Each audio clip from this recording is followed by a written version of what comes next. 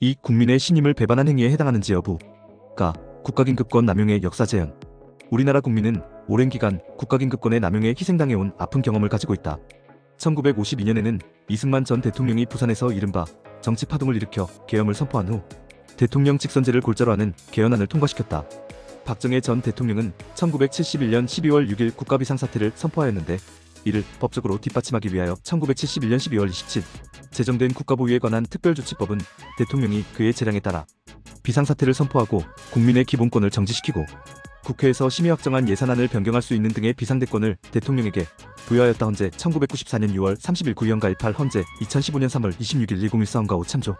박정희 전 대통령은 1972년 10월 17일 대통령 특별선언을 통하여 기존의 헌정질서를 중단시키고 이른바 유신체제로 이행하고자 그에 대한 저항을 사전에 봉쇄하기 위하여 비상계엄을 선포하였고 대법원 2018년 12월 13일 선고 2016-1397 판결 참조. 1979년 10월 18일 유신체제에 대한 국민적 저항인 부마민주항쟁 관련자의 명예회복 및 보상 등에 관한 법률 제2조 제1호를 탄압하기 위하여 비상계엄을 선포하였다. 대법원 전두환, 노태우 전 대통령 등은 이른바 12.12군 사반란으로 군의 지휘권과 국가의 정보기관을 장악한 뒤 정권을 탈취하기 위하여 1980년 5월 17일 당시 대통령 등을 강압하여 비상계엄의 전국 확대를 선포하게 하였다. 대법원 1997년 4월 17일 선고 96-336 판결 참조. 위 계엄 선포에는 모두 국민의 기본권을 광범위하게 제한하는 계엄 포고가 수반되었다. 국가긴급권의 심각한 남용은 유신헌법 1972년 12월 27일 헌법 제8호로 전부 개정된 헌법 제53조에 근거한 긴급조치권의 발동에서도 나타났다.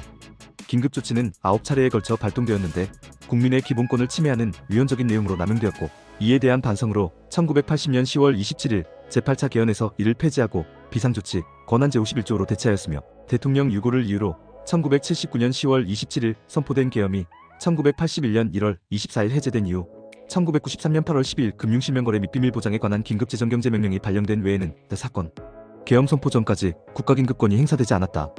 이는 민주주의가 정착되고 국민의 헌법소호에 대한 의지가 확고해지면서 나타난 당연한 결과였다.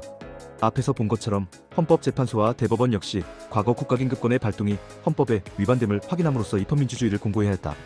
피청구인은 마지막 계엄이 선포된 때로부터 약 45년이 지난 2024년 12월 3일 또다시 정치적 목적으로 이 사건 계엄을 선포함으로써 국가긴급권을 남용하였다. 이 사건 계엄 선포 및 그에 수반하는 조치들은 사회적, 경제적, 정치적, 외교적으로 엄청난 파장을 불러일으켰고 이제는 더 이상 국가긴급권이 정치적 목적으로 남용되지 않을 것이라고 믿고 있었던 국민은 큰 충격을 받았다.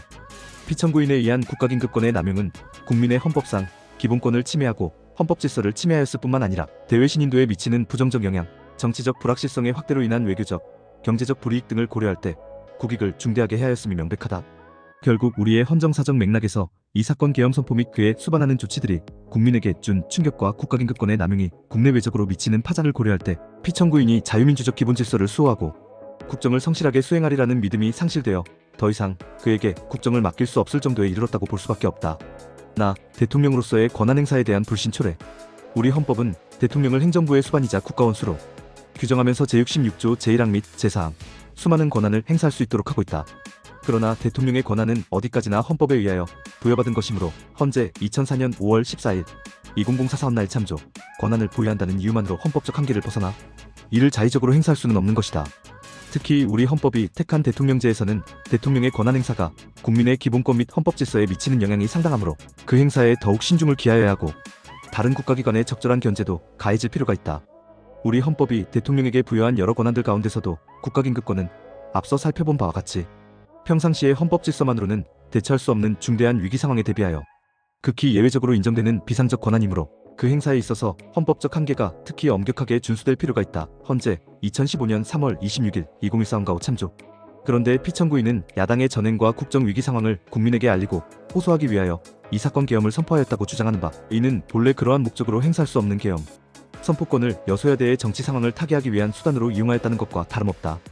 또한 피청구인은 계엄의 형식을 갖추기 위하여 실제로 집행할 의사가 없음에 도 이 사건 포고령을 발령케 하였다고 주장하나 이는 대외적 구속력이 있는 법규명령으로서의 효력을 가지는 규범을 발령하면서 그 내용대로의 효력 발생은 의도하지 않을 수도 있다는 것이어서 납득하기 어렵다. 나아가 피청구인은 비상계엄이 선포되었으므로 평상시에는 할 수 없었던 선관위에 대한 영장 없는 압수수색 등을 시도하였다고 주장하는 바 그와 같은 조치들은 비상계엄하에서도 허용되지 않는 것들이다. 가장 신중히 행사되어야 할 권한 중 하나인 국가긴급권의 행사에 있어서 피청구인이 위와 같은 태도를 보인 점을 고려할 때 만약 피청구인이 대통령으로서의 권한을 다시금 행사하게 된다면 국민으로서는 피청구인이 헌법상 권한을 행사할 때마다 헌법이 규정한 것과는 다른 숨은 목적이 있는 것은 아닌지, 헌법과 법률을 위반한 것은 아닌지 등을 끊임없이 의심하지 않을 수 없을 것이다. 그렇다면 피청구인의 권한 행사에 대한 불신은 점차 쌓일 수밖에 없고, 이는 국정운영은 물론 사회 전체에 극심한 혼란을 초래하게 될 것이다. 구독과 좋아요, 알고리즘이 진실을 퍼뜨립니다. 영상이 도움되셨다면 구독과 좋아요